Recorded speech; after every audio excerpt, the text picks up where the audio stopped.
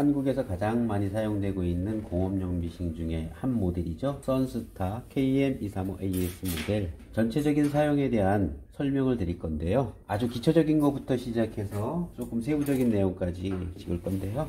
미실 감기인데요. 이렇게 잘 돌아가죠. 근데 사용하다 보면은 유격이 생겨요. 이 샤프트에 안쪽에서 달기 시작해가지고 유격이 많아집니다. 잘 사용하는 방법 중에 하나는 이렇게 기름을 한두 방울씩 떨어뜨려 주는 겁니다. 일주일에 한 번이라든지 열흘에 한 번 정도도 괜찮고요. 이렇게 하면은 훨씬 더 사용을 잘 할 수 있고요. 커버에 걸려서 안 보이겠지만 이 벨트가 이 바퀴에 닿으면서 동력을 전달하고 구동이 되는 그런 구조입니다. 제가 이렇게 한번 밟아 볼게요. 이렇게 돌아가죠.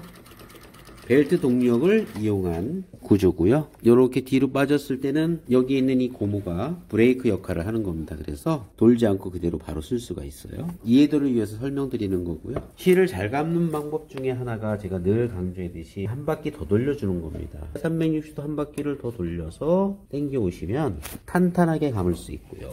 네, 이 방향으로 7, 8바퀴 정도 이렇게 끊어주시고, 이렇게 사용 중에 미실을 감는 거는 속도가 빨라도 괜찮습니다. 다만 주의하실 점이 뭐냐면요, 미실 감기에서 바늘이 부러지거나 심한 고장이 발생되는 이유 중에 하나는, 예를 들어서 이런 거죠. 미실을 새롭게 작업을 하기 위해서 다른 컬러로 교체를 하기 위해서 새롭게 감아놓고 급한 나머지 그냥 그대로 박는 경우, 그 다음에 노루발은 살짝 들어주는 경우, 이건 그래도 좀 나은 편이고요. 원단도 없이 이 상태에서 그냥 초고속으로 밟고 이렇게 초고속으로 밟게 되면 가마에 지금 아무 저항을 받을 수 있는 게 없어요. 그래서 어떤 결과가 나오냐면요, 바늘이 부러지거나 껴있던 실이 가마 쪽으로 감기거나 이런 문제로 인해서 심각한 고장이 발생될 수 있습니다. 원래 속도의 30%만 노루발을 이렇게 무릎으로 들어주시든지 뒤쪽에 노루발 올림 장치를 이용해서 들어놓고 부드럽게 시작해주세요. 이렇게.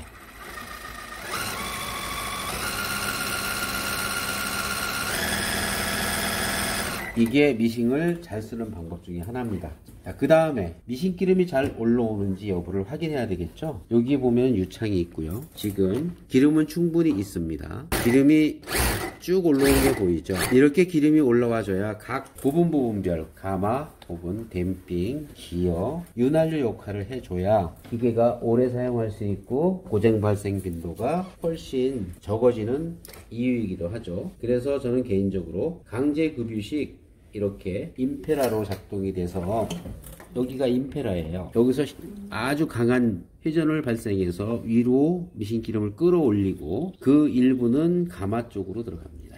이렇게 이 관을 통해서, 일부는 이쪽 관을 통해서 위에 상축 기어, 그리고 가쪽 부싱, 여기에 보시면은 댐핑에 이루어지는 각종 부품들의 열 발생이 많거든요. 바를 때 이쪽으로 공급이 되게 됩니다. 그래서 부드럽게 쓸 수 있는 거고요. 그리고 한 가지 더 설명을 드리면, 이 볼트는 가마 쪽으로 가는 기름 양을 조절하는 겁니다. 잠길수록 들어갔던 기름의 양이 가마 쪽으로 전달되는 기능이 있어요. 들어갔던 기름이 이쪽 출구를 통해서 빠져나오는 구조인데요. 여기 구멍이 하나 있죠. 여기를 막아버리면 이쪽으로 흘러내리던 기름을 양을 없거나 적게 하거나 아예 안 나오게 하는 기능입니다. 이렇게 잠갔을 경우, 풀어줄 경우는 반대 현상이죠. 들어가던 기름 상당 부분이 연만큼 다시 이쪽으로 뱉어내는 역할을 하죠. 네, 이 정도가 가장 적합할 것 같아요.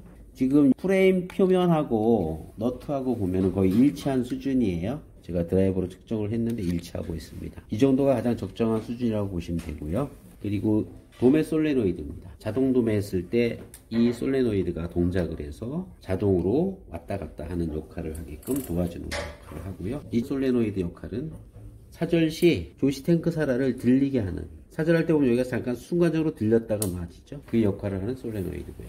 구조를 이 정도면 설명이 다 됐고요.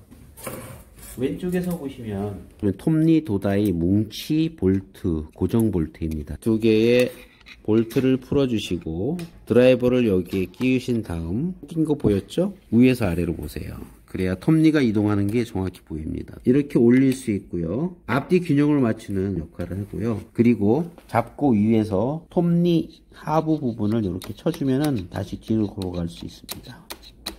제가 이 설명을 드리는 이유는 땀수를 줄인 상태에서 이 정도의 위치에 있다고 하면 땀수를 키우게 되면 이 침판 이 부분에 부딪히게 됩니다. 톱니가. 자, 운동량이 커지면 당연히 부딪힐 수밖에 없겠죠? 부딪히고 있죠. 이 부분을 해소하는 역할을 하는 것이 아까 톱니 도다의 볼트 2개를 풀어서 이렇게 가거나 혹은 이렇게 올 수 있다는 거죠. 그러면 최대 땀수를 놓고 다시 한번 체크를 해볼게요. 약간의 여유가 있긴 하지만 불안하니까 조금만 더 뒤로 밀겠습니다.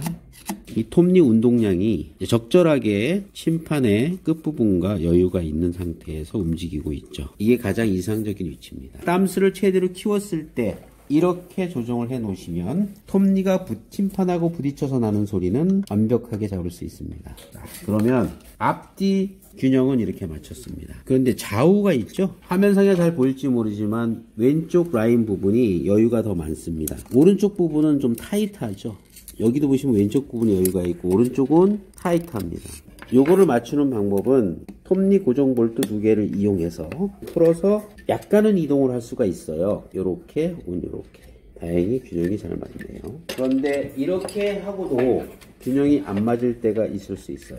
부연 설명을 드리면 한쪽으로 치우쳐 있을 때 톱니 도다이 자체가 오른쪽이나 왼쪽으로 치우쳐 있을 때는 이렇게 균형을 맞추려 해도 잘 안 될 경우가 있는데 그 경우는 마찬가지로 톱니 도다이 볼트 2개를 풀고 좌우로 움직일 수 있습니다. 그리고 톱니 상하 높낮이를 조절할 수 있는 이 볼트를 풀고 역시 좌우로 움직일 수 있어요. 그렇게 해서 톱니의 좌우 균형을 맞추는 역할을 수행할 수 있습니다.